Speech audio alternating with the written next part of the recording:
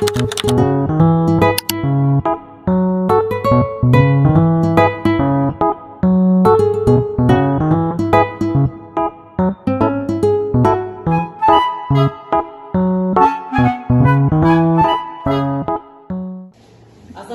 warahmatullahi wabarakatuh. Salam Om Swastiastu, Namo Buddhaya, dan salam kebajikan semua. Perkenalkan, kami dari kelompok 2. Di sini kami akan mempresentasikan tentang hasil analisis dari CP dan ATP yang telah kami lakukan di SDN 018 Galung Lombok. Sebelumnya perkenalkan anggota-anggota saya berjumlah 5 orang, yaitu saya sendiri Muhammad Faris sebagai moderator pada presentasi kali ini.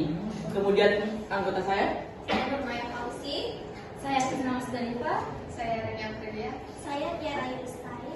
Nah, baik, untuk materi yang pertama, saya berikan kesempatan kepada Musdalifah untuk membacakan materinya. Saya persilakan. Nah, baik, materi pertama yaitu ada penyusunan CP dan ATP. Yang pertama itu ada sumber dan proses penyusunan. Ada 3. Yang pertama, capaian pembelajaran berasal dari Kementerian Pusat, yaitu atau di dalam kurikulum merdeka bukan disusun oleh guru secara mandiri. Yang kedua, ada guru mengembangkan dan menurunkan CP menjadi tujuan pembelajaran dalam menyusunnya secara berurutan kronologis menjadi ATP. Yang ketiga, ada penyusunan ATP yang dilakukan secara kolaboratif melalui KKG atau kelompok kerja guru atau bersama guru-guru sejawat sesuai fase kelas.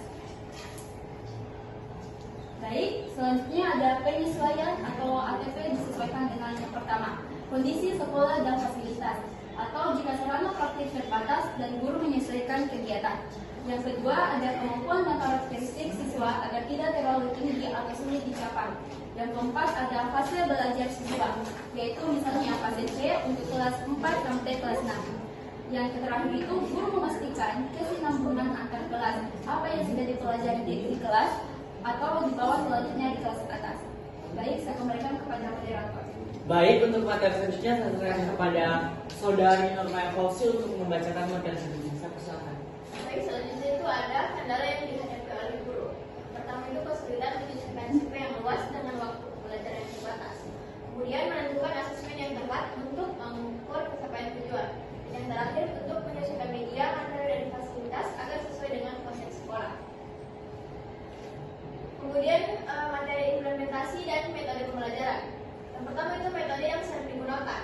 Guru menggunakan metode beragam dan kontekstual, antara lain diskusi, proyek, problem based learning atau PBL. Yang ketiga project based learning atau PJBL, dan yang keempat contextual teaching and learning, dan yang selanjutnya cultural responsive teaching, dan yang terakhir itu ceramah singkat, games, dan video pembelajaran.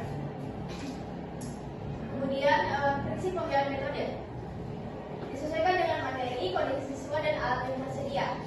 Kemudian tidak terpaku pada satu metode saja agar siswa tidak bosan dan tetap aktif. Kemudian tujuannya agar siswa senang, termotivasi, dan memahami materi dengan mudah. Kemudian cara untuk memotivasi siswa yaitu dengan menggunakan ice breaking, dan bersama games dan quiz agar siswa kembali fokus. Kemudian memberikan LKPD yang menarik dan kontekstual.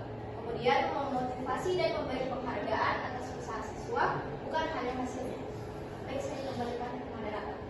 Baik, untuk materi selanjutnya saya berikan kesempatan kepada Tiara untuk membacakan materinya. Saya persilakan. Baik, untuk materi selanjutnya yaitu penyesuaian pembelajaran atau diferensiasi. Guru menyesuaikan pembelajaran berdasarkan kemampuan siswa. Contohnya yaitu yang pertama, siswa sudah lancar membaca mengerjakan tugas utama, sedangkan siswa yang belum lancar membaca diberi bimbingan khusus di depan kelas tanpa dibeda-bedakan. Lalu guru juga memberi tugas berbeda sesuai kemampuan, tetapi tetap dalam topik yang sama. Baik, saya kembalikan kepada moderator. Baik, untuk materi selanjutnya yaitu asesmen dan penilaian akan dilanjutkan oleh Rinya Pria. Saya persilakan untuk membacakan materinya. Baik, materi selanjutnya yaitu asesmen dan penilaian. Jenis asesmen yang digunakan yang pertama yaitu asesmen diagnostik, dilakukan di awal pembelajaran untuk mengetahui kemampuan awal siswa, atau baik kognitif maupun non-kognitif. Yang kedua itu asesmen formatif, dilakukan selama proses belajar untuk menilai keterlibatan dan kemampuan siswa.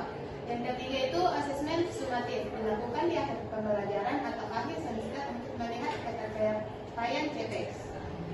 kedua yaitu teknik dan instrumen penilaian. Yang pertama, tes tertulis, observasi, proyek, dan penilaian kerja.